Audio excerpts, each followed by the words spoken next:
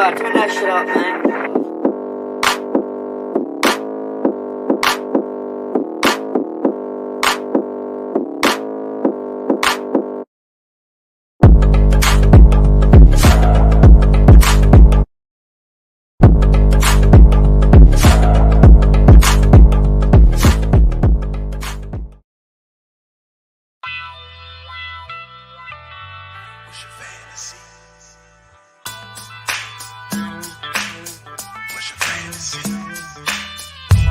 Keepin' it fantasy, what's your football fantasy?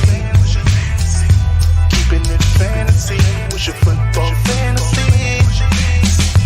Keepin' it fantasy, what's your football fantasy? What's your fantasy? Keepin' it fantasy, what's your football fantasy?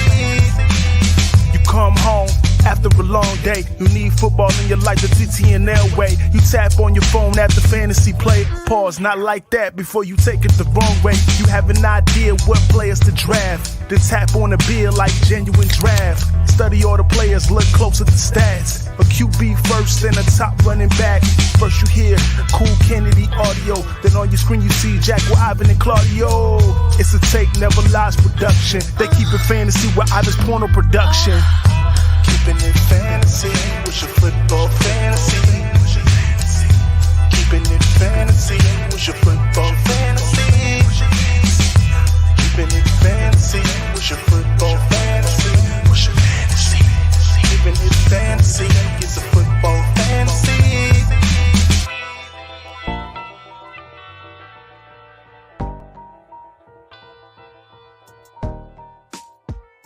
Yo, there I am.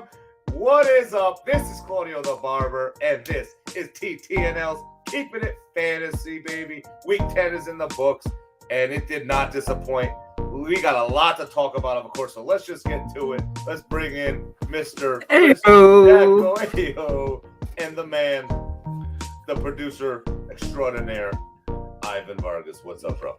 What's up, guys? What's up, Jackal? How we doing, Ivan? I'm good, man. I'm good. I'm still a little, maybe still a little tipsy from this weekend, fun weekend that we had. Yes. I'm Claudio. It's great seeing you, Jackal. I can't wait to see you next year. Just a fun time this past weekend with the TTNL tailgate. Claudio and I were just taken aback because it's just so many patrons showed up, so many people who awesome. Are TTNL fans showed up and showed out for us, and it was just an awesome time. Unfortunately, the Bears couldn't do it. It was a good 3 quarters until they just kind of gave it away, and after that, it was a lot of Detroit fans talking crap, and let them do it because they only have that and maybe 2 other Don wins. Burr. Busted a fucking fat one all over. He's still, his forearm is sore after the weekend Sunday night he had. I can only fucking imagine. I'm sure. Sorry. That guy. No, I got that guy. He just talks so much shit. It's disgusting, and he doesn't even have a purpose when he does talk shit. It just comes out, and I just fuck the Lions. Screw Don Burr. But yeah, man. The weekend was just fantastic. Good, Claude. Yeah. No, I was just gonna say Chicago was amazing, like you said.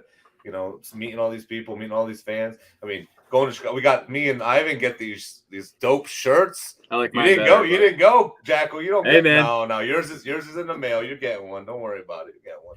But logos, I love it. Dope logo, right? Everybody, look at that shit. All right, beautiful. So beautiful work. I mean, obviously, the elephant in the room, the bear in the room, right? We got to just start off talking about our man, right? Justin Fields. JF1, QB1. Right? Yeah. Let's start there. Let's get into it, man. I want to just get into it because this guy is just breaking records left and right. I mean, I got a few of them here on the thing. He had, let's see here, the most rushing yards by a quarterback over a 5-game span. Yeah, what's that, 549 yards, I think? It says 568 over here, but whatever. Okay, yeah. you could be right. I'm trying to. No, I don't know. Just reading what I'm reading. Only QB with multiple rushing touchdowns of 60+ yards. Yep. In Super Bowl era. Yep. Only NFL player with 2 passing touchdowns and 2 rushing touchdowns and 100 yards rushing in a single game. I mean, he goes on. It got longest run by a quarterback in Bears history. That wouldn't be hard to beat, but just there's so many of them. It's amazing. It's amazing. I mean, this is obviously we love him. We're Bear fans, but this is fantasy relevance. I mean, he's the talk of fantasy right now. Every fantasy show you tune into, this is who they're talking about. I mean, a lot of people laughed when I drafted him. I drafted him because obviously I thought he could do something. I didn't know he'd be at this point, but yeah. I drafted him in a few leagues, and everybody's just like, yeah, okay, okay. Hey. But I mean, we saw it. We saw those flashes. We saw the athleticism. We saw all that shit, and we knew that if it can come together a little bit, it could be dangerous. And it's producing. I mean, then they're working with they're utilizing his strengths within the schemes of how they're going attacking defenses. This past weekend, I think there was 10 designed runs for 132 yards for him this past against the Lions. That's astounding. I mean, the guy and Claudio, you hit the nail on the head with the records and the accolades for the last few weeks, but him and Lamar Jackson are the only two quarterbacks, I think, and I had some stats somewhere. It says he has scored the most fantasy points in consecutive games since Lamar Jackson did in between week 2 and 3 of this year when he had those 2 huge weeks, the 5 touchdowns and I think 6, I forget. But the last 2 quarterbacks, those 2 guys, since 1950 was the last time that was done. So, like fantasy speaking, they're just he's putting up monster numbers. Yeah. He's taking teams that were like mediocre, and if you had him on your roster, now you're like in play. You're making a push because you probably won the last 2 weeks if you started him, and even if you started in the last 4 weeks, because he's been on a 5-week run of just brilliance, and so you're well off, and now you're kind of trying to figure out how to figure your roster out moving forward, because Fields is just he's good. He's looking like a sure thing every week because the way that Getsy is designing that offense, and so you're going to see more of the same type of offense. But Ivan, do you have any shares, or do you have any Justin Fields on any of your teams this year? No, Justin is not. I mean, as soon as he had a solid game, I went and looked, and everybody's going after him. So, I mean, I missed out on the boat. I was expecting him to have some good games, but not go on the run that he's been on right now. And I understand, and I say that with intention. He's been running the hell out of the football, and it's been amazing. I don't think he needs to change anything in his game right now, because that's what's going to get it done. Now, I think Justin Fields' stock overall, not only this year, but going into next season, into the draft next year for fantasy drafts, Justin Fields propels himself. If he continues this, and I'm not saying he has to go ahead and break records every week or have 67-yard runs every single week, but if the trajectory continues, and maybe some of these wide receivers help him out and they catch some passes deep when they need to catch passes, and let's say, the offensive line settles a little bit more. I mean, God willing, but maybe, that trajectory continues. His draft stock just continues to soar. I'm thinking he ends up being, one of the top quarterbacks taken next year, especially if, you look at the offseason that the Bears potentially could have, and they add in the correct spaces. I know we talked about the Bears, possibly attacking the defensive side of the ball in the draft, getting younger there. It could go either way. I think they should be, defensive line, offensive line, but that's just me. I think that if they add playmakers, the more Justin Fields stock rises. So like I said, he could be within the first 5 quarterbacks taken next season, right? Like, I mean, if he continues to go and they really do a number in this offseason, Justin Fields could really be a dangerous dude. And he's already dangerous with nobody. He's dangerous with guys that are just, they're NFL players, but they're just regular dudes. They're just dudes. Yeah. He's QB3 right now going into week 11. He's QB3 behind Patrick Mahomes and Josh Allen, ahead of Jalen Hurts, ahead of Lamar Jackson and Joe Burrow. So, he is already there. And Ivan, yeah, you're right. He's going to be one of those guys that creeps into the first couple of rounds because people are going to reach for him due to the potential. I mean, if he plays similar to, say, Lamar Jackson, he won the MVP in, I think, 2019. He had 3,100 passing yards, 36 passing touchdowns, but he had 7 rushing touchdowns. I Fields could eclipse that. He's already, I mean, after what's he have 7 rushing touchdowns in this little span that he's got going on with respects to. So he's already there with the short period of time. I mean, he could put up these. How many was it? 6 rushing touchdowns. Thank you. So if you break that down over an 18-game season, the sky is the limit for this guy. And I think, speaking of fantasy relevance this year, he's obviously a must start. The matchups line up perfectly, and it's great because you're just going to see, we have a great matchup against Atlanta, and I think you're just going to see more Justin Fields. He's going to have another great week, and he's QB 1A right now, in my opinion. But that's the Chicago bias in me. But realistically, top 3, to say that for a Bears quarterback is just giddy. And we don't want this to be a Justin Fields show, but it's so relevant now because he is just on this meteoric rise with fantasy relevance. He's going to win so many people money this year because if you rostered him and you got him early or stashed him or traded for him last week, if you're right now too, that's people are talking about trades. Obviously, he's going to be probably one of the biggest ones people are trying to trade for. I mean, I just want to add, just for Bears' sake, obviously, obviously fantasy he can get better. But just for the long term, this is pretty much his rookie year in a way. Last year with Nagy and that offense was just a shit show. So this year, the fact that he's doing what he's doing at week 10, halfway through, with a real questionable line and whatever, he's got stuff he's got to work on. Obviously, he's got to make better decisions. He can't be throwing balls into fucking defenders' hands for pick sixes. He takes sacks. He takes too many hits. I've always said that about him. Sometimes he's got to know, okay, I lost on this play.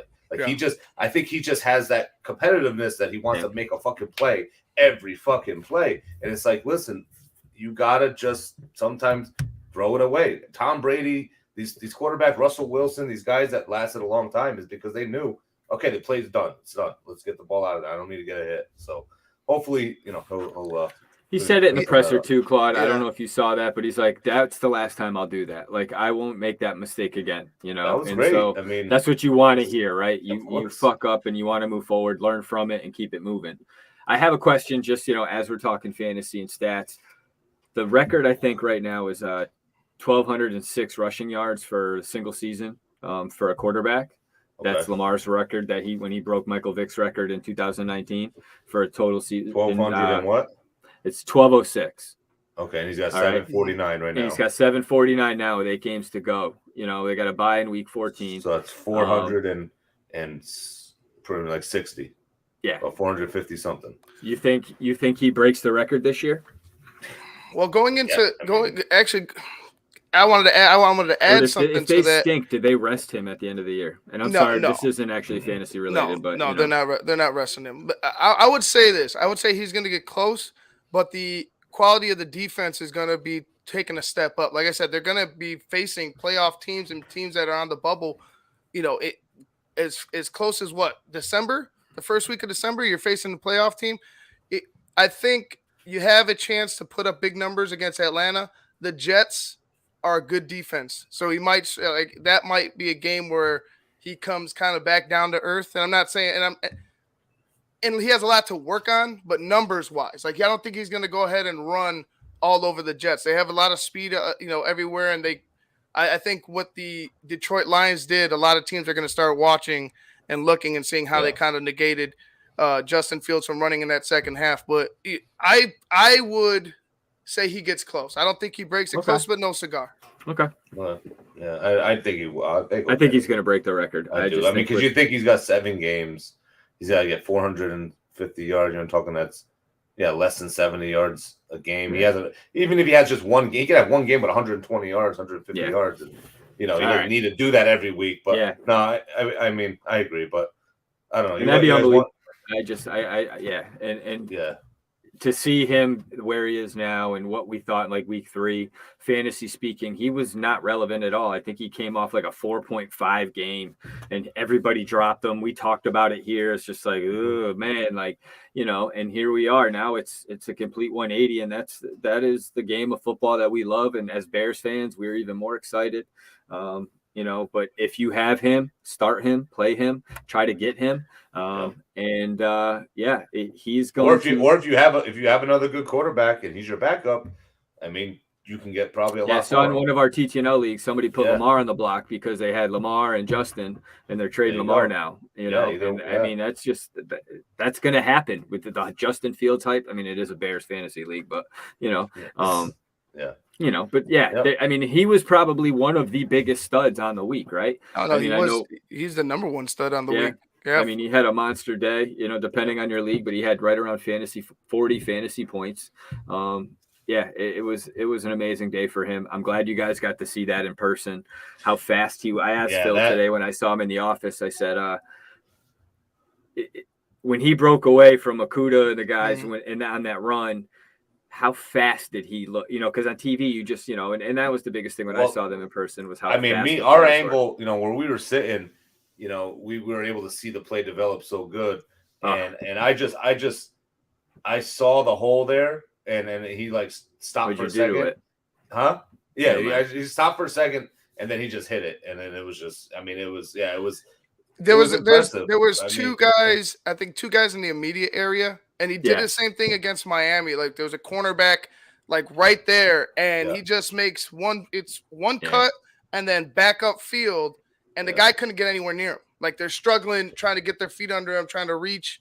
And he's just right by them. He's electric, man. It's you believe, like I said, I tell everybody with Justin Fields, you believe every single play that we're in the ball game that we could score, and he's going to find a way to to get it done. It's just what it is. He's the number one fantasy quarterback for a reason this past week, but there's some other fantasy quarterbacks out there that had great weeks. I'm going to go ahead and start it out with our studs and duds.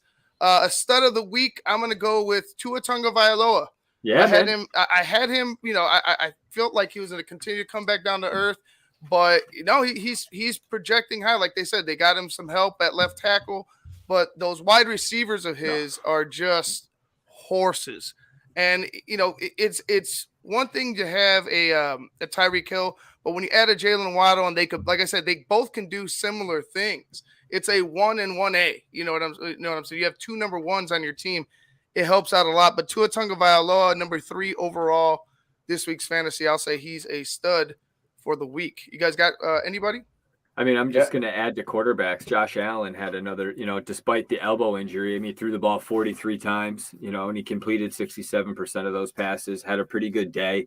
And he had another top 20, another 20 fantasy point performance, and you weren't expecting him to be in the lineup. So for me, I thought he was a guy that it was a questionable start because it was like, and it was snowing, and they still threw the rock. I mean, Devin Singletary still did his thing, but Josh Allen, despite the turnovers, he still had a pretty solid fantasy performance. As we're talking about quarterbacks, and Claudio, who do you got? Yeah, well, listen, I got another Bear, and it's not because he's the Bear. He was the number 1 tight end fantasy point getter this week, Cole Kmet. Yes, sir. I mean, the dude 2 weeks in a row balling out. He had 26 points in our sleeper league, 26 points, 40 points, 4 catches, 74 yards, 2 touchdowns. That long one, obviously, 93% snap share. So obviously he's out there all the time. And they're scheming to him too. So it's beautiful. Of course. Yeah. I mean, that's the other. That's probably besides Justin Fields. That's got to be the most impressive thing on offense is his, ascension, and how that bullshit fucking hit by Akuda that hurt his leg. Yeah, well, that of course that was ridiculous. Should have been a penalty. I mean, come on. I got someone. I think Alan got it on video. Somebody put it on video. Alan got everything on video. Yeah, my fucking phone died. Allen 22. The Allen 22 was out in full effect. Alan got every play. Well, we love Alan, but Well, Logan said he was asking you how's the seats. Nice. Those were great. That's awesome, Logan. That was great of you. So, I mean, Cole Kmet was a huge one, but I'm going to say a guy that we probably don't want to talk about, but Christian Watson, kind of had his coming to the NFL moment, right? He had the 3 touchdown day. Depending on what your fantasy for PPR or what have you, but he had a plus 30 point day, 32.7, which not many people started him. Less than 1% of people in fantasy football and sleeper started him. So it's like he was, if you know, when you see those rankings at the end of the week, the report that comes out, it's like, you know, that bench number one player, Watson was that guy. He had a huge day.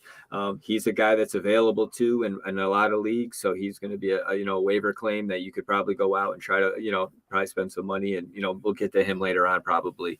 A little foreshadowing, but Christian Watson, I thought was another stud for Week 10, and someone to keep an eye out as we go forward. Yeah, a guy that had a bounce back week, Jonathan Taylor. Yes, Jonathan Taylor had a huge week. Number one overall draft pick and probably damn near every single league, right? Maybe not. I would say every single league. I mean, he was a number one pick overall. Close. It was probably closer than I think, but yeah, just a bounce back week. It's been a horrible year for the Colts. It's not been good. I don't know what the hell they're doing. Like Jim Irsay, we already know can. He's a little bit of a lush, so we know he makes some rash decisions.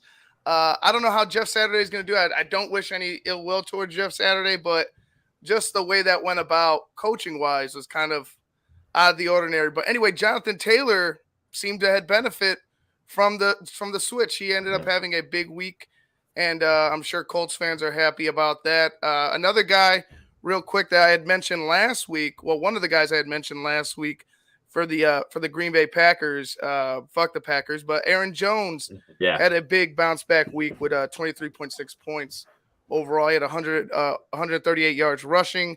He added 2 receptions for 18 yards, and he had a touchdown as well on the ground. So he had a bounce back week. Talk to me, Claudio. Yeah, no. So I have a guy that probably wasn't on anybody's roster, but he was definitely a stud. Yeah. He got 32 points from Tennessee, the receiver, Nick Westbrook, and I might DDP this last name here. Akine. I don't know how you say his last name. We'll keep it there. But we'll just call him Nick Westbrook. But NWI is what it is. Yeah. This dude went off 5 receptions, 119 yards, 2 touchdowns, and 77% snap percentage, which is really the most important thing because they don't have a bona fide number one over there. So if he's getting that much snap percentage and a healthy Ryan Tannehill, that's a good thing. He could be the guy that you want to look for. So obviously, if you had him on your roster, then he's rostered in less than 1%, Claudio. I don't think many people. If you did, did, God bless you. He was the fourth. Let us know in the chat if you actually had him and started that motherfucker. And then you can come on this show if you had him and you could be a host. He was I think he was the 4th top point getter for receivers this week. So definitely he had 6 targets total in 5 games this year going into this past week. So, he was definitely a big surprise. But that's a good call, Claudio, because there's going to be those diamonds in the rough that you're going to have to go and try to, and look at matchups, weather, last minute, injuries and all these concussion protocols. These, guys are getting hurt in practice. So, and speaking of, we talked about players that weren't rostered by many guys, and you brought him up last week, Claudio, and I want to give you some credit, is Kadarius Toney. Right. He was a dude that you said, hey, start him. He's going to have a day, and hey, give credit where credit's due because he showed out. And he was a dude that we talked about stashing, and you hit the nail right on the fucking head, man. He was elevated numbers, offensive snaps, 45%. He ran 15 routes. He's back to fantasy relevance, which is huge. Juju got knocked that fuck out, right? So he had to step up, and I don't know what that means for this week, but he had 19 fantasy points, 5 targets, 2 rushing attempts with that tud, right? So he's going to get the ball in his hand. They're going to look to do the Tyreek Hill thing with him, and you said that last week. So I didn't know if you were going to bring him up, but he was on my list. Bring him up later, but of course. Yeah, but so he was on my list. And listen, I'll take credit and praise. Of course, man. You got the fine T-shirt. You should get the fucking praise today, brother. So that's right, but yeah, that was a great call, and he's a stud for Week 10, man. I think he's a guy looking to go Week 11.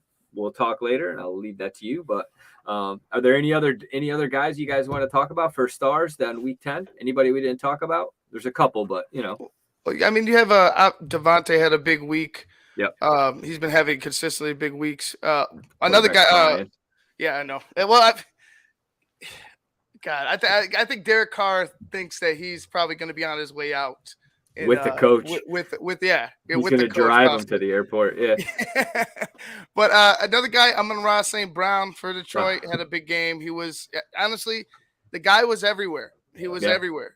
Every play that, every third down that we got up and we're trying to cheer for the Bears, Amon-Ra St. Brown's wide open somewhere, and it was a rough go for Jalen Johnson. It was a rough go for the secondary for the Bears, but Amon-Ra St. Brown has to be up there. Oh, yeah. We 11 saw it targets. Yeah, 11 targets, 10 catches. Yeah, I said to Shane on BHL, I said, it was like you saw the back of Jalen Johnson's jersey all fucking day because he was chasing, it was just like. There was a sequence where it was 3 in a row on Gordon and then 3 in a row on on Johnson. And I was like, dude, what the fuck is going on? Like, they're like taking straws, like it's your turn. Exactly. Because he was getting loose out there. He had 10 catches, 22.5 fantasy points. So, I mean, yeah, he had a fucking day, man. You're right. And you guys saw that in person. And he was that dude in the beginning. He had 8 straight games of 13 plus fantasy points and was doing, and then he kind of got hurt and he's back. It looks like that, it's not, the Bears do have a tough defense.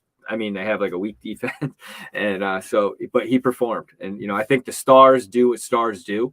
And I know, I think you're going to see Justin Fields is that same type of guy. You can try to scheme against him, but he's so electric and dynamic. I think he's going to make it tough on any defense, honestly. St. Brown that's a good call, man. Claude? No, I don't have. No, I'm. CeeDee Lamb had a huge day. If you guys saw that game, mm-hmm. I think he had 11 catches on 15 targets. 2 touchdowns, 150 yards, just a fucking monster fantasy day for 38 points. So that's huge. You brought him up last week, Jeff Wilson Jr. Mm-hmm. I forget which one of you guys brought him up, but that was another dude that balled out. Claudio killing it. Fucking you guys pay attention to Claudio. I should pay attention to myself because I'm not. I lost every fucking week, every game, every league I had this week. So I should take my own advice. Hey, you're focused in Chicago. You probably stopped. I was. That's why, to be honest, keeping it 100. I told you guys, I got back from Chicago last night. Did you fly back with Phil? No. No, okay. No, you took first class. Right? I flew out of the small airport in New England. You took the private jet. You were on a jet. You took the private jet. I did take the private jet. He took the helicopter to the airport. That's how ballers ball, bro. That's how Claudio rolls, brother. No, but Jeff Wilson was that dude, man. And you said it. And he had 60% of the Dolphins. He was out there for 60% of the snaps with Mostert at 28%. And Mostert didn't have a shitty day, but 19 to 12 fantasy in terms of touches, or 19 to 12 touches in comparison to the 2-2. So it looks like Wilson was brought in to do some things in Miami, and he's slowly becoming, I think, the RB1 there, but it's still a committee. But still, I like their matchup week 12 against the Texans also. So that's something to think about. But yeah, I think a lot of studs there, man. There's a lot of guys. You want to run through some duds real quick? Yeah, one more real quick. One more second. Go ahead. I'm actually watching the game. Justin Jefferson at number 2 over. I honestly think that he's probably the best. No discredit to Devontae, or I think he's going to be in the next year just flat out the best receiver in the league. For not only that amazing catch that he had, but what he brings in week in and week out. He could go get any ball that you throw. And his toughness, and he loves playing football. The guy has been outstanding, all season long. 35.3 points in the PPR I'm looking at online. So he had a hell of a day. 193 yards, 10 receptions on 16 targets. Think about that, 16 targets.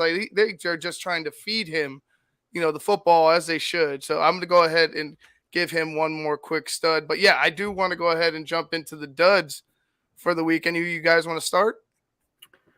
I mean, there's a few, there were some guys that didn't do well that we thought were going to do well. We talked about Claypool we thought maybe he was going to do something. He's still learning the offense, so I'm not going to call him a dud, but some top big running backs, Alvin Kamara, 7.5 fantasy points, just did not have a good game. He had 26 rushing yards, 19 passing yards, didn't find the end zone. Over the last 2 games, he's had 104 all-purpose yards, so it's kind of tough going for Alvin Kamara right now. He's a dud. Derrick Henry, 8.7 fantasy points, another guy that didn't fucking do his thing. Those are a couple of guys I'll start with. I'll kick it over to you brothers. Yeah, I mean, the guy that I needed to come through, and I thought he was going to have a great game, but he had a good matchup. But Cordarrelle Patterson was a big flop. Even apologized on Twitter to his fantasy fans. Fantasy that hurt. Like, I started him too. He's like, I'm sorry. Oh yeah, I mean, he had 3 whopping points, 18 rushing yards, 1 reception, 2 yards. So that was a big dud, I think, for a lot of people, because I think his start percentage was like 90%. So a lot of people were not happy with him. How about you, Ivan? You got one? DeAndre Swift. Yes. And neither running back for the Lions was, doing anything particularly well yesterday, on Sunday. But DeAndre Swift all year long just hasn't been the dude. I know he's been hurt. They're kind of weaning him back, but like I said before, I think I thought it was going to be more of a 50-50 split, and it looks like Jamal Williams is just taking over that main chunk of the carries so far. But yeah, he only had 8.2 fantasy points, and 6 of those from the touchtown. If not, it was 2.2 on the day. Right. Another guy, I said it last week. I'm torn because he had added 10.3 points, but didn't do much. But I'm gonna go ahead and give it to him anyway because I think I was right on it. Travis Etienne had 10.3 points. Yeah. I thought it was going to be more of he got a touchdown, towards the end zone, but he really didn't do much for the first 3 quarters of the game. Then added in a couple of catches. So I'm gonna go with Travis Etienne as a dud on the week. I mean, anytime you go under your projections, he's projected 18 points and he had 10. So that's definitely a dud. Yeah. When you're projected. I mean, Montgomery was supposed to have a decent projection day too, and he was 5.4 fantasy points. And now we have Khalil hurt, so expect Monty to get the lion's share, and he's going to be up there for a start situation against Atlanta. But there were some wide receivers that you expected some big games out of that just did not come through. I thought Amari Cooper was going to have a good game against the Dolphins, and he couldn't do jack squat. 3 catches, 32 yards for 6.2 fantasy points. And a guy that you liked last week, DJ Moore, 6.9 fantasy points. Granted, I think PJ Walker got hurt. Well, that's I think a big part of it, but But I've just in terms of production, I'll stay there. But you are right, that does play into it. You have who's starting for them this week? Is it Darnold, I think, right? Is it Darnold? Because Baker's out, right? He got a concussion, headbutting guys, without his helmet on or whatever. And then a dude that we talked about briefly at the end, I briefly talked about him, was the dude from the Chargers, Josh Palmer. I thought he was a guy that was going to kind of put up some numbers with Keenan being out and, everything going on, and it just didn't come to fruition. 7.4 fantasy points. So, I mean, another big guy. I mean, again, for me personally, because I had him in the sleep or TTNL league, but Debo. Debo. I mean, Christian McCaffrey maybe is obviously going to get a lot of looks, and maybe that could be hurting Debo. But I mean, he had 7 points, 2 receptions, 24 yards, and 4 carries, 27 yards. So that's not going to do it for Debo Samuel. So that's definitely a dud for me for this week. I'm going to go with Chris Olave, 7 points on the weekend. He's been, I honestly think he's been one of the better rookies so far this season, fantasy wise and just overall. But this past week was a rough one. So 7 points. He's the, I just had the ranking. He's the 60th receiver overall. So not a good week for Chris Olave. Yeah, I'll agree with Bob. Even though Keenan hasn't played, he's a fucking dud because he's a prick. Because it's so frustrating. I have him in a couple leagues, and this dude, he's questionable. They didn't just say, okay, he's going to be out for 6 weeks. It's every week. It's he's questionable. Well, he might play. Well, You're on mute, Jackal. You're on mute. Yeah, they never designated him. It was so frustrating. I know, So I just wanted to add that in real quick. I saw that. I thought that's funny because it's true. It sucks, I'm starting him this week though. I need to. Good I luck. got a bye week situation. I traded him in one of my leagues. A dude threw me Kyle Pitts for Keenan Allen last week. So before this week's, this last week's game, I was like, take him. I'll take Kyle Pitts. Shit. So. I'm curious to see who has more fantasy points by the end of the year, based sense from the trade. If you can stay healthy. I got him in another leagues. That's why I was like, I get it. I get it. You can have him. I was gonna say he was on my dud list at 4.8. It just he thought he was good. Thought he was gonna make the corner, found the end zone, thought some things were gonna happen. And he had 8 targets, but only caught 2 of them, and it was just a tough day. So it's fewer than 5. Let's bring him over to the Bears. Bring him over. Hey, we got our tight end, man. Bad trade. Logan thinks that was a bad trade. Really? Okay. I mean, we'll see. Yeah. Listen, I love Keenan Allen. It's just this injury. He's always had these nagging injuries, and I just can't trust him. So I mean, Pitts. Yeah. Okay. He's not. Who's your starting tight end now? Oh, in that I would have to look. Well, no, in that league it's Pitts. Now it is. I didn't have anybody, real great. I forget who it was. No, you still don't have anybody great, but. Like, what is this, bro? Like, people coming in with fucking like I gotta block people now because why? What happened? It's fucking stupid shit, dude. We just keep politics off our comments, guys. Fuck? We're making it. Like I said, that's he must have trolls. just announced. So we got sex bots, we got trolls. It's all good. So we're getting up there. We're making our name. It's wild too because speaking of trade season, there's been some recent injuries that have probably put some people in some spots, right? Like Cooper Kupp went down. He's now on the IR. So if you were relying on him, that's probably unfortunate just because he hasn't really done well for you. But there's guys I think that that got hurt. That now you got to kind of be Josh Allen, something to monitor. But I mean, like I said earlier, he threw 43 times. Lenny Fournette with the hip sounds like he may be back. I'm not sure. We talked about Juju Smith-Schuster with the concussion. Zach Ertz, speaking of tight ends, Claudio, he's out now for the year, I believe. So it's Jerry Jeudy, that was the other dude. He's got the ankle sprain. He's going to be out for a while. So there's going to be some guys you may need to try to trade. Too. Yeah, Cooper Kupp. Yeah, he's out. He's on the IR. Yeah, 4 weeks. Yeah. So there's definitely it is trade deadline. So there's guys you could probably go out and trade, but please, when you do that, you got to take a look at their schedules. You need to look at their buys. You should really have a list of players that you want to probably try to target and rank them in terms of what you're willing to give up and what you're not. And now you got to make those moves, but it's fun part of fantasy. If you like making trades, there's some guys in our leagues that are like, I'm a waiver guy only. It takes the fun out of it. I like to trade, so I think it's part of the game, so you can't win if you don't play. That's how I look at it. And now it's your last opportunity to try to, make some adjustments to make the run. Are there any guys, and I know we didn't really talk about this, so I don't mean to put you guys on the spot, but are there any players like that you would like to target and trade, or you feel would be somebody that is kind of whether like a buy low candidate even, and try to get on your roster? I know somebody had made a trade for Amon St. Brown earlier. They had talked about they finally got him this week, which is great. Anybody? Terry McLaurin. Okay. Taylor Heineke. And you know what? I would say if I were Ron Rivera, just let Taylor. There's something about him and that team. They love the dude. They play for the dude. You gotta play. You know what I'm saying? You gotta play. That's in my opinion. You gotta play a Taylor Heineke. You.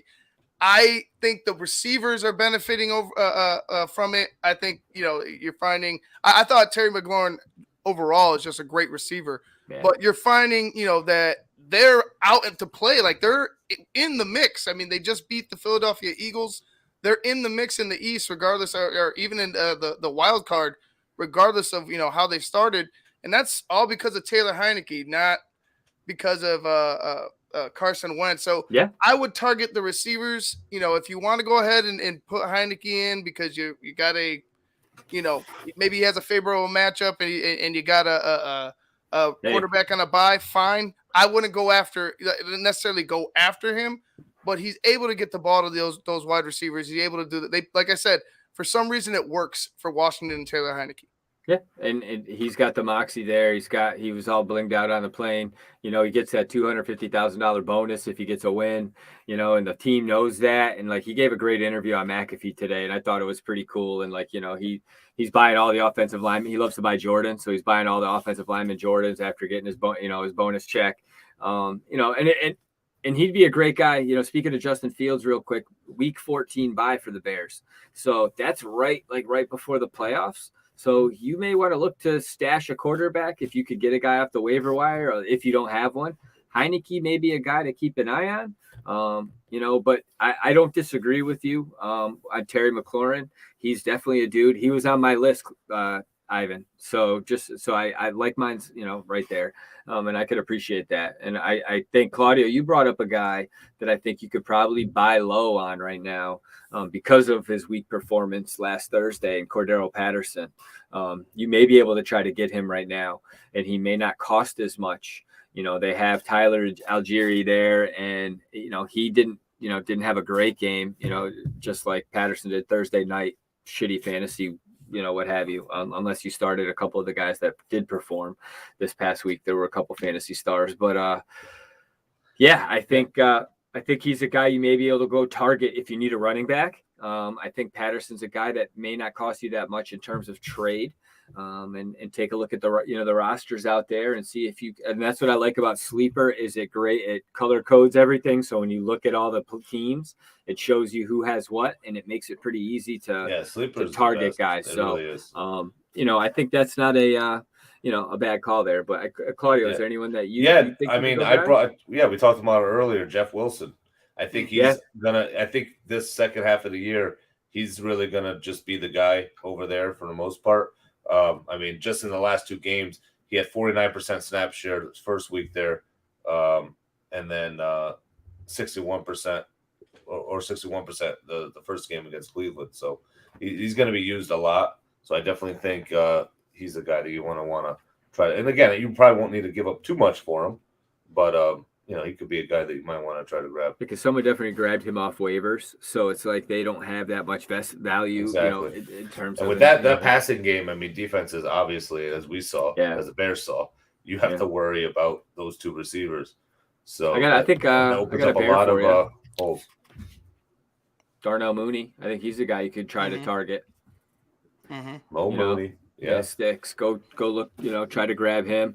I have him. I have dynasty shares of him in one of my, a couple of dynasty leagues, and I am getting actually some trade offers for him right now because people are, trying to, they're trying to get on that Justin Fields movement and benefit from that, and he's a guy with the emergence of Chase Claypool. Once he is in that offense, I think you're going to see him benefit from Claypool's, implementation, with respects to how they try to get him the ball. So I think Mooney's going to benefit from that. And Ivan, do you have any guys to try to target right now in the, buy low possibly, or, or sell high or buy or what have you? Any trade candidates? Well, sticking with wide receiver, I would say Rondell Moore. I don't know whether it was, I don't know whether I've been on him all year. Colt McCoy, but he has the ability to go ahead and stretch the field, and he has he has big playability. I would go ahead and try to go after him. They still have DeAndre Hopkins, you know what I'm saying? The Cardinals do, and he might take away some of that shine, but I think that they might have a situation where, similar to Miami, where they got two number ones potentially. Well, we know they have one number one in Hopkins, but they potentially have another one in Rondell Moore, even though he is young. So I would say if, you have the ability to go after a guy and it's not overpaying for him, I'd go after a Rondell Moore. Yeah. Okay. Good call. All right. Now I'm going to flip it and take some guys that, you may be able to sell now. I think Geno Smith would be like a sell candidate. Try to get a player that, you could probably benefit from moving now and fill a need in your roster. If you have another quarterback, Gino wasn't a guy that you drafted, so you obviously, I think, would have another quarterback on your roster. And there's teams that are desperate for quarterbacks, and those streaming teams are teams you want to target. The QB streaming teams, you're going to want to target, and they may be interested in a Geno Smith, and somebody that has really shown to be a top quarterback out there. He's putting up fantasy numbers, definitely attractive. I think you could fill a need. You could go out and get Darnell Mooney, Cordero Patterson, some guy, Terry McLaurin with a quarterback of that caliber at this point. With the right negotiation, maybe another player, a better player or a lesser player on the other end, just to even it out. But I think, you could go trade Geno Smith to try to help your team out, in my opinion. No, I agree. I'm going to go with running back, depending on how it's set up for you. Mm-hmm. You know what I'm saying? I would go and try to get something for an Alvin Kamara. I don't think the Saints are going to be particularly good in this second half. He might be getting a lot of stats. He might be getting a lot of passes out of the backfield. I would expect for him. I would expect for him to have a not a great second half, but just continue at his pace. He's not going to probably have like 4 or 5 touchdowns. What do you have the last time? Didn't he have 6 touchdowns before Alvin Kamara? He's not going to have one of those types of games, but he's going to be consistent for you. I would go ahead and pick up an Alvin Kamara or try to sell on an Alvin Kamara. Maybe he goes ahead and somebody overpays for him because of the name and stuff like that, and you get something for him. So I would say Alvin Kamara. Okay. Depending on the running back situation. If you got nobody, of course he's not going anywhere. Yeah, man.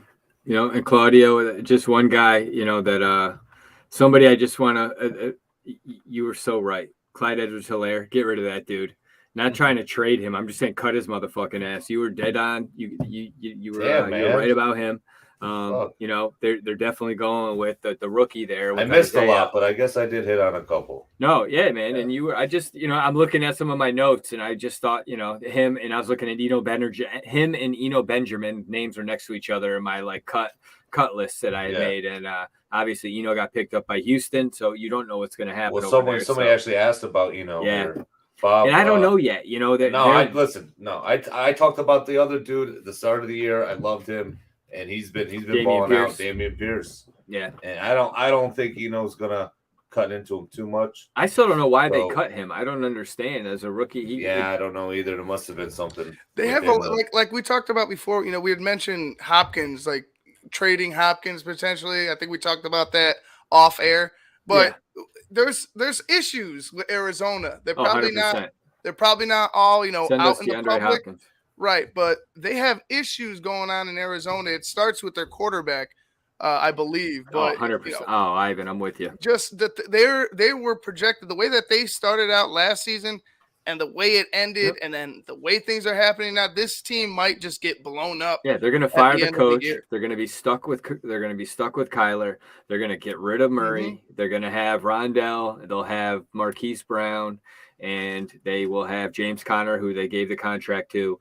But they're gonna lose. I mean, Hopkins and fucking Murray are arguing on the sideline. Murray is arguing with the coach. Hopkins is trying to defend. Like, it's a fucking shit show over there, man. They got to put a tent over that fucking stadium and make it a fucking official circus because it's a fucking joke, dude. Now, D-Hop's been he has been balling. It's just the overall vibe. What's going on in Arizona and how Arizona has been.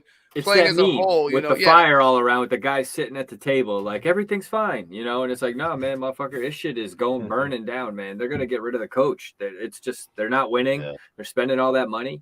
Yeah, I feel like things are gonna get shaken up, and that's maybe it was Benjamin had an issue with maybe the coaching staff or not getting the touches or whatnot, but either way, he's gone. Absolutely. Surprised a lot of people. I mean, on Twitter, it went off, and I was like, damn, I have him in both of my dynasties. I have him on my team. I was like, fuck. I was like, I mean, season stat, he has the most fantasy points on that team for a runner. Yeah, he played when Connor got hurt, and he had a couple pretty decent days, Mm-hmm. So he may go over to Houston and be just the guy that spells Pierce, but who, if Pierce gets hurt, hey, got to keep an eye on. But yeah, he doesn't have much fantasy relevance at this point. Yeah, Pierce runs violently enough to where you need a backup. Yeah. To where it's like, hey, man, he might take a shot, and then you're going to be Rex Burkhead. I mean, maybe for a quick spill. Burkhead won me a game in the beginning of the year. He had a big game, one game, yeah. Do you guys want to jump over to starts and sits waiver wire? How do you want to do starts it? and sit? Yeah. Let's go to starts and sits. Do. Yeah. All right. Why not? Claudio, you want to go first? Yeah, well, or Ivan, listen. Whichever one of you guys. Justin Fields. No, it's going to be Justin. But for me, yes, but yeah. I haven't done a Bears for a start all year, so fuck it. I don't care what everybody says. I'm one part of this show, so I can fucking do whatever the fuck I want. Mooney, start him. Ooh, start him. Yes, against Atlanta, worst team against receivers in the league. I think. I mean, the offense is just no. They are, but I'm saying I think the way you paused and said that was great. No, I think the offense is obviously progressing as we see it every week, and I think Justin will try to look for him as his safety blanket in some of these situations. Hopefully, his decision making gets better, and he starts hitting them with some more little slants, small little throws instead of going deep. Have Claypool go deep, and he comes underneath. So Mooney, I think is going to have a good game. I hope he's going to have a good game. I'm calling it 45+ yard touchdown reception for Mooney against Atlanta. I'll take it. I will take it. I think he's going to get one of those big. He's going to get one of those big touchdowns plays against that weak ass defensive. That secondary in Atlanta, man. I really do see that, and I like that call. That's a good call, man. I like that. Yeah, it's not a homer call. It's no, that's a legit fantasy play, man. I like that. I really do. And Ivan, who are you going to follow that up with? I mean, it's going to be tough. I'll take an easy one. I'll take the layup. Brian Robinson Jr. Like I said, even maybe. And forgive me, but it's going to be the whole Washington backfield going up against the Texans. Yeah, they're going to run. The Texans have given an just astronomical amount of numbers to up to running backs this season. Anybody with running backs going up against the Texans, pick one. They're going to have a good day. Yeah. So I'd go with the Washington backfield. Brian Robinson Jr. in particular with the Commanders over the Texans. Let me just address this because I just talked about Mooney. You're trying to draw Mooney for Christian Washington or Donovan Peoples-Jones. I think that's who that is. Yeah. I mean, don't drop Mooney. No, don't drop Mooney. No, I mean, not for either of those guys. I don't know how deep your roster is and what other receivers you got, but I wouldn't be dropping. I would trade Mooney if you're worried if you have too many Bears. As I look at your roster, Fields, Mooney, Komet. If you're worried about having all those, don't drop him. I wouldn't drop him. And I mean, honestly, I think he's going to have a better season the rest of the season than those guys. Christian Watson's banged up anyways right now. Watson is? No, he's not. No, he had 3 touchdowns last game. No, but I know it says questionable right here. Oh, it does? He's fine. Yeah, he's all right though. I think he's going to play. But either way, I mean, I wouldn't. He's been try to trade him. I mean, I wouldn't. I don't know. I don't know if that's a good play, Noah. But if you're trying to mix it up and you're trying to move a bear because you don't want all the Bears, then I think Claudio's right and Ivan's right. I would look to try to make a trade for another receiver. Whatever. Yeah. All right. I just. That's not bad. So I'm going to go with a start with Isaiah Pacheco for the Chiefs, for the running back, going against, we talked about it earlier with Clyde Edwards-Helaire being on the outs. And I like that. I like that matchup against the Chargers. The Chiefs, they're going to rely a little more on the power run. And it seems like he's got the speed for that type of scheme here. I look for a big yardage day out of him and look to at least have him have 1 touchdown. So I'm hoping for a solid day out of Isaiah P, man, from the Chiefs. What do you got? I'm going to go with another probably obvious one. We talked about the injury to Herbert, David Montgomery, going up against Atlanta. Atlanta is, like you had mentioned before, Atlanta is terrible against the run. They give up, I think they're giving up the most. Yeah, that's the most yards to any to all teams against in the run game. 15 touchdowns as well added to it. So, or no, excuse me. Actually, that's the passing game. Excuse me, I had it wrong. I was reading. They suck against the pass. That's what we were saying. But Atlanta's defense isn't great at all. So go ahead and start David Montgomery. He's going to get – I don't trust Travis Ebner. I think they're going to stick with David a lot of that game. We might see Ebner here and there. Atlanta's about 10 or 11th in runs. They're giving up 13 touchdowns in the run game, not 15, 13. But still a lot of yards and a lot of touchdowns given up. I think David's going to have a big game, over 100 yards, and probably add a touchdown there. I think Justin might take some away from him, but I think he's going to add a touchdown and be over 100. Okay. Yeah, they're averaging about 99 yards to running backs and about 21 points to total running backs, so all the running backs on the yeah, that's what the data shows. So, that's a good start for sure. I'm going to go outside the box and go with Daniel Jones. Start Daniel Jones against the Lions. I'm trying to trade for him right now. Okay. The Lions, obviously, as we saw, are not great against quarterbacks, especially on the run. And Daniel Jones is a really, really good running quarterback. The dude is Josh Allen light. And I think he's going to have a pretty decent game against Detroit. It's at home. And, get him in there. I mean, there's a few buys. You got the Jags on bye, Dolphins, Seahawks, Buccaneers. So if you got Brady, Geno or Tua, you're looking for somebody. If if Daniel Jones is out there, grab him. Okay, start him. I want to piggyback one of your points earlier, Claudio, on a guy you thought you might try to trade for in Rondell Moore. I think he's a start going against the Niners in Mexico City.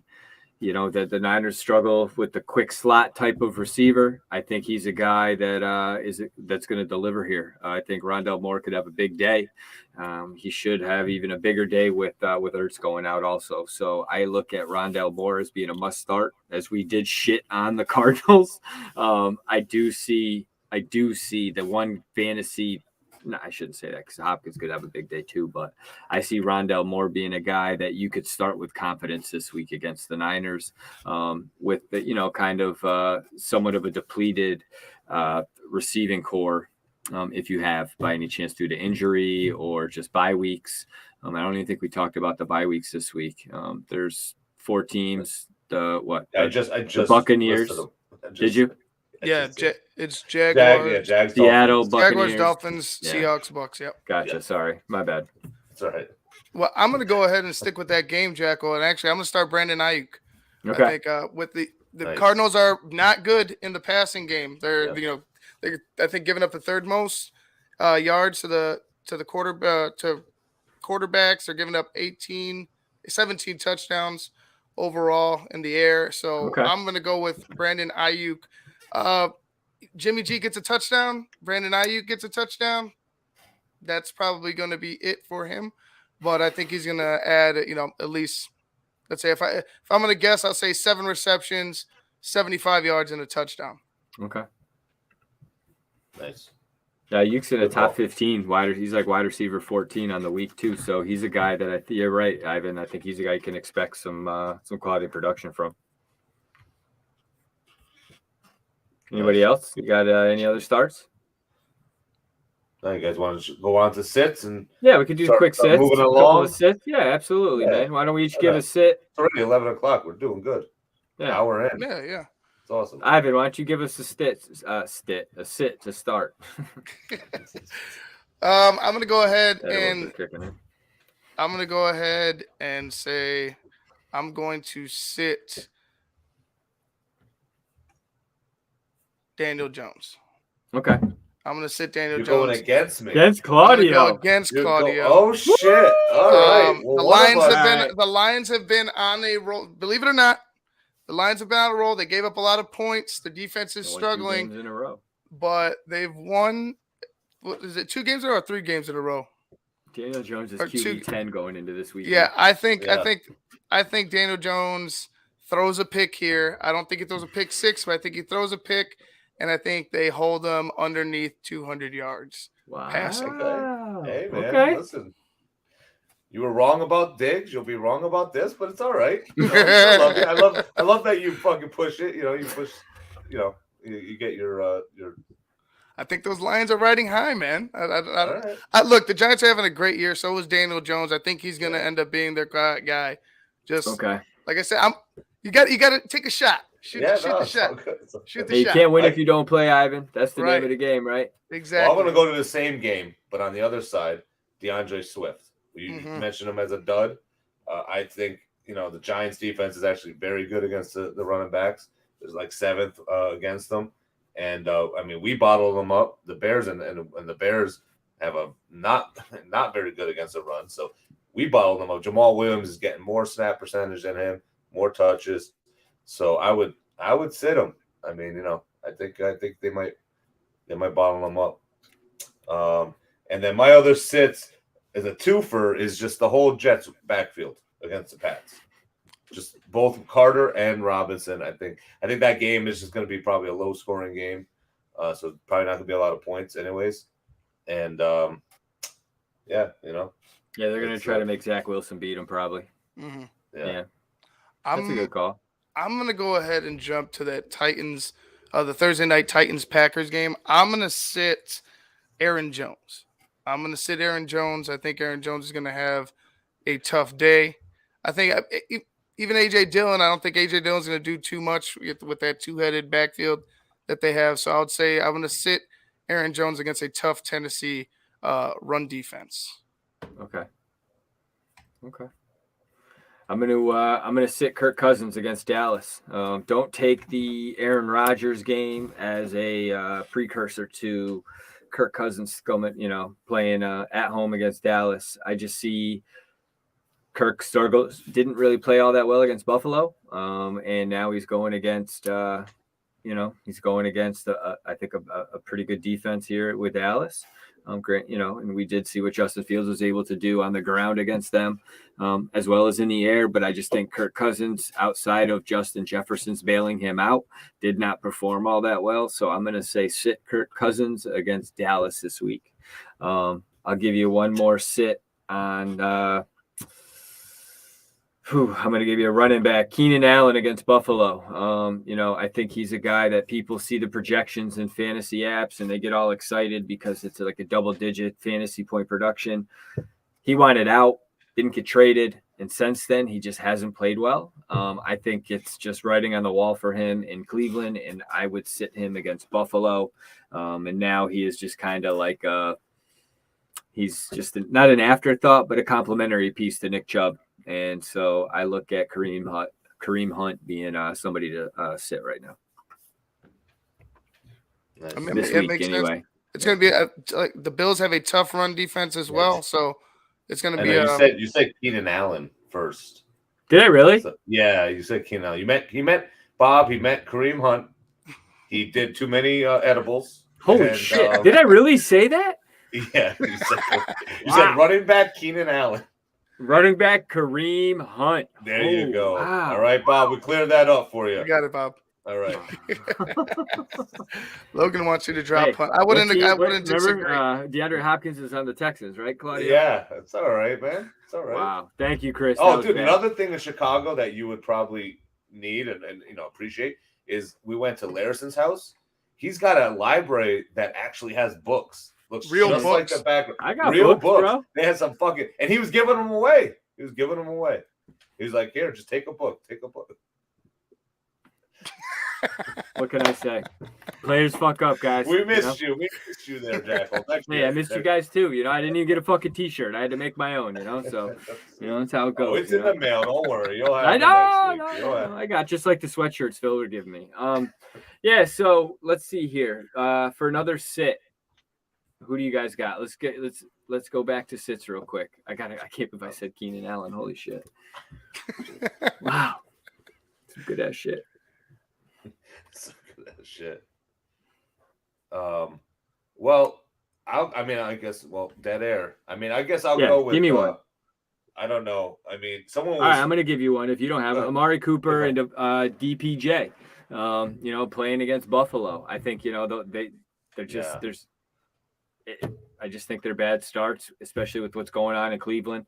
I think with the snowstorm expected this weekend, I think you're going to see a tough matchup, just a tough opportunity to get points anyway for Cleveland against this defense. But also, I just think the not that the secondary is all that because they've been banged up in Buffalo. I just think it's a bad matchup overall. The weather's going to suck, and you're going to see probably a lot of running. And that's going to be a lot of Nick Chubb and not Kareem Hunt because I said sit his ass too. So I'm saying sit all the Browns players. Yeah. See, I said it. I didn't say Keenan Allen. I said Kareem Hunt that time. So I'm back. You know, we're good.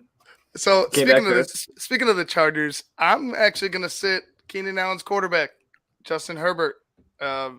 I don't know. I feel like we're expecting too much of Justin Herbert. You know what I'm saying? Like we saw what he did last season.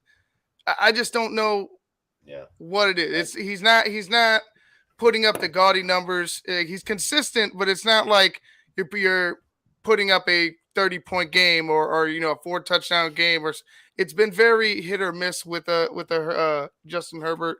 So against the Chiefs in a game I think they're going to lose at home, I'm going to put him on the bench. Okay. Claudio, you got one? Yeah, I'll throw out Jacoby Myers. Like I said, the Patriots, the Patriots Jets game I think is going to be low scoring. Jets with Sauce Gardner there. Lock his ass lockdown. up. Yeah. He's a lockdown. Still love that clip, that picture of him with the cheese head on his head. I just fucking love it. That dude, I love that guy. But he's a lockdown corner. That dude's nasty. So I think you definitely want to sit Jacoby Myers. Okay. Sit Kyle Pitts against the Bears, man. You're going to see the Bears are so much more easier to run on and throw on the outside too. So I think you're going to see I don't think you're going to see a big day from Kyle Pitts against the Bears this Sunday. So I hope you're right. That's a sit for me. Anyone? Bueller? I want to say I'm not going to sit Justin Jefferson, but I will sit Adam Thielen. If you got Adam Thielen starting anywhere, I would go ahead and sit him. I think the Cowboys secondary and their pass rush is good enough to maybe keep him at bay. Justin Jefferson is just in another world. You know what I'm saying? Like it's tough for me to say he's going to get locked down, but Adam Thielen probably will get silenced come this weekend against the Dallas secondary. So I'll go with Adam Thielen. Okay. Nice. All right. You guys want to do a quick little waiver wire? Waiver wire? Yeah, waiver wire. We got a couple questions if you want to hit them, but there's some questions. So go ahead. Who wants to go first on the waiver wire? Anybody? Anyone? You go. All right. Let's start.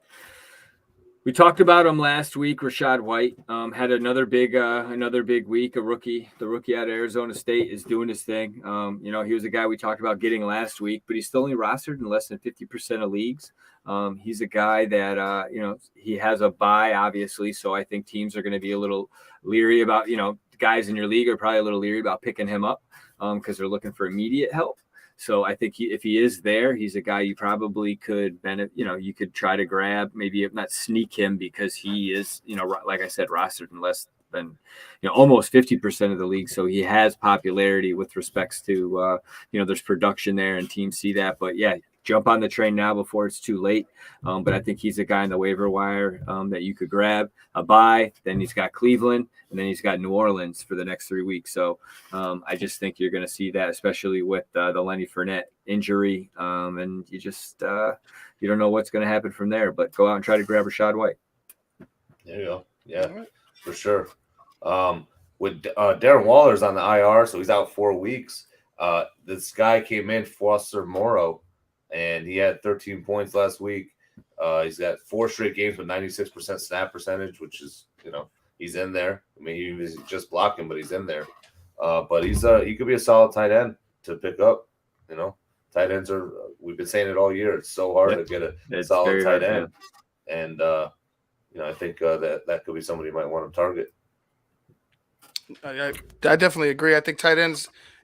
Well, Jackal sent us a clip about how tight ends have been struggling. Yeah, and like the top tier tight ends, whether it's injury or whether even prior to injury they were just having shitty years. It's been tough to find tight end success outside of like the top guy, which is Travis Kelce. Yeah, Kelce. Yeah, at the moment. Mark Andrews out since week 8 with a shoulder. Kyle Pitts, 23rd among tight ends in routes run. George Kittle missed 2 games with a groin. Darren Waller out since week 5 on the IR with a hamstring. Schultz played in 6 full games. TJ Hawkinson, he got traded, but he's played well his last 2 games with the Vikings. He has got a bunch of targets. I think he's had 19. Dallas Goedert will miss extended time with a shoulder injury, and Zach Ertz out for the year. So those were the 9 tight ends selected out of the top 100 fantasy draft picks. So that's pretty crazy. Only a couple of tight ends. So finding value at the tight end spot is hard, man. And I think Foster Moreau will get targets. He'll definitely get, Darren Waller out. He'll definitely get end zone targets. Good call, Claude. But that was an awesome call. I'm going to go with Christian Watson. He's only rostered in about 7.4% of the league. I drafted him and dropped him because it has been an ugly beginning of the year for the Packers. It hasn't been a good year for the Green Bay Packers, receiver-wise, defense, regardless. That makes us happy being Bears fans. But fantasy owners who thought, including myself, that he would come on a little bit sooner than he did, it's actually 1 game. But this is something that you expected out of a Christian Watson a little bit earlier than this week, but it happened this week. I think you're going to have to go take a shot on him. Like he has a dynamic quarterback that we all love to hate, and they need playmakers. And if he's going to be able to make plays, he's going to get the ball thrown to him. I think on the sideline they said that he had dropped a pass, and Aaron went up to him and said, "Hey, you're going to keep getting the ball, kid. The ball's still going to keep coming to you." So I don't think they're going to go ahead and just give him the Velus Jones treatment. He's going to see more touches. He was their top playmaking pick. So I think it's going to be a good end of the year for a guy like Christian Watson. Okay. I'd pick him up. Yeah, good call. Claudio, you got one? Yeah. Over in Houston, Nico Collins, the receiver there. He had 15 points last week, or almost 16 points last week. He had 10 targets. He's, Brandon Cooks, I think, is still the number 1, but he obviously made some waves. He didn't want to be there. Wanted to get traded. Yeah. Fed up. So they're probably like, okay, we'll he's the number 1. Yeah, so he could be the man over there. They got a good schedule. They got the Commanders, Dolphins, and the Browns coming up. So, hot photo. Oh man, they're back. They're back. Hey, ladies. Mayday, boys. And you have a name, Keepin It Fantasy in your. They see fantasy. I think it's what the fantasy. They see the little girls in the corner. They're like, oh, they're talking about porn. They must be all about porn because I got the girls in the corner. Speaking of porn, I have another pick for you. Whoa! Paris. Don't hear that pick. Paris Campbell. Okay. A little creeper here. Sleeper. Jeepers. Rostered 80% of the league. In leagues right now. He's got Philly, Pittsburgh, and Dallas. He came back to life with Jeff Saturday coming back into the fold. Who knows? But I think it's more to do with Matt Ryan being the starting quarterback. He had a 32.1% target share in Week 10, which tied Michael Pittman, with also led the league in receiving with 76 yards and a touchdown. And now he comes against a pretty tough matchup with the Eagles. But once he gets through them, he goes against the Steelers, who have allowed the second most fantasy points against slot receivers. So Paris Campbell's a guy that, maybe not this week, but next week, but grab him now and stash him, because if he does well again, if he happens to do well this week, you could bet he's going to do well against the Steelers in Week 12. So that's a pickup for me on wide receiver for a waiver claim or waiver pickup. What do you guys got? Yeah, I said it last week, and he still might be available in some leagues. I think it's like 60-something% that he's rostered. But I'm sorry, pick up Odell. If he's still out there, pick up Odell. Even though he hasn't signed, he's gonna sign with a contender. Excuse me. Cowboys, Bills, Chiefs, Cowboys. I'm Giants, Cowboys. or Niners. I think he's gonna go to the Cowboys personally. But if he goes to anybody, any of these contenders, he's gonna he's gonna be obviously targeted a lot. Okay. And I would try to pick him up if he's out there. They're talking maybe the Giants come back and get a little reunion going with Odell. They could. I mean, he didn't have a Saquon Barkley when he was there, so that's going to be tough. With defenses have to worry about Barkley and then have to worry about OBJ. So let's let's just piggyback that because there's a guy available in like less than 10% of leagues, or he's available. Because he's rostered in only 10% of leagues. Let's say it that way. Sorry. Is Darius Slayton. He's got Detroit, Dallas, and Washington. He had 95 yards and a touchdown last week, 23.5% target share. It's he's moving the needle, which is great. He had 4 targets, and he had out of Daniel Jones's 17 passing attempts. So they need obviously a guy like OBJ. They're looking for a star, but if they don't get him, Slayton's a guy that could be seeing. He's healthy. He's back. He did have the big week. And if you watched that game or saw the highlights, he made those 2 like sick fucking catches. And it was nice to see because he did have that bad injury to the knee there last year. So, I'm just saying it's Slayton's a guy that you could probably grab also on the waiver wire. Another guy that's rostered in less than 10%. So go ahead and take a peek. Yeah. I like that. Real quick, Kadarius Toney, Claude had mentioned last week, Kadarius Toney looks like he's going to be a big part of that offense, taking up that Tyreek role, if you want to call it that. That's really Juju. Yeah. He's out probably 2 weeks. Right. So right. That's the so even more time for him and Mahomes to get acquainted, acclimated and stuff. Yeah. So he had 57 yards. We talked about it before, but that rushing game that those end arounds that they like to use and stuff. He had a 33 with that. So you're going to see him doing a lot more for the Chiefs. I would go ahead and add him right now if you haven't done that. You know how they get down if they find something that works and he's a part of that, they're going to go ahead and continue to exploit it. So he could have a big second half. Yeah. And just Kansas City, Isaiah Pacheco. He's a guy rostered in 24% right now of leagues. We talked about him earlier. He phased out CEH. And, with him and his running mate, McKinnon, who isn't, it's a thunder and lightning, but McKinnon still isn't getting as he's not putting up the fantasy points as much as Pacheco. But, with that being said, I think that he, go out and get Pacheco, but, a nice bridesmaid there would be McKinnon, who's rostered in 16% of the league. So, if you wanted to try to get both of them and pick your poison or go with matchups or ride the hot hand, go right ahead. But those were a couple of guys. That's 3 Chiefs that are available in an offense that puts up a lot of points that you could go out and grab and, maybe help your team out in a nice way. So those are some good calls. I like those boys. Pacheco, I think, he has potential. He makes me nervous. I've seen it. I'm thinking, big week, but maybe like you said, phasing out Edwards-Helaire might be the thing that puts him over the top. It maybe frees him up a little bit right now. So it's worth a shot. If it doesn't work for you, then you can move on. But Isaiah Pacheco for Jackal. Guys, how do you feel about wrapping there? Yeah, that's good. Any questions in the chat you guys see, or we there's a couple I started. If you guys want to get to them real quick. Okay. So this one right here, Darius Brown still on watching. Trade AJ, Waddle, or D-Hop for ETN. So AJ Brown, Waddle, and D-Hop. 1 and 1. Yeah, I'd do that. You would do any one of those? I would start at the one you don't like the most and go. You could, I'd probably start with D-Hop because I like AJ and Waddle in those offenses more. I just don't, like we talked about earlier with the Cardinals. I'd offer D-Hop for ETN, but I guarantee he says no. Yeah, I think Waddle. Yeah, Waddle's probably going to get it done. Yeah.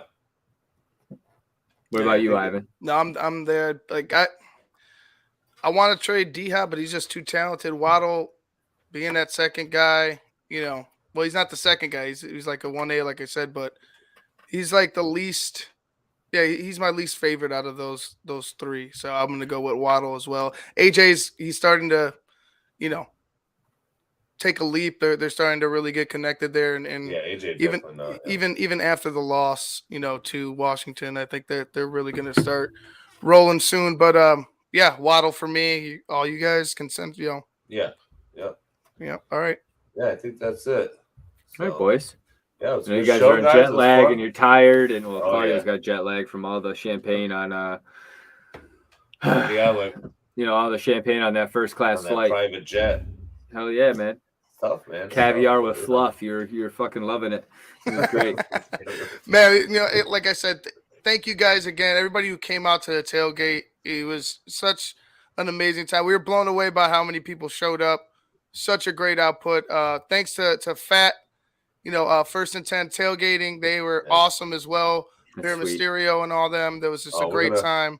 Tune in tomorrow night to Keepin It 100. We're going to be talking all about it, showing pics and videos, and it's going to be fun. We'll kind of let you. Claudio lost to Alex.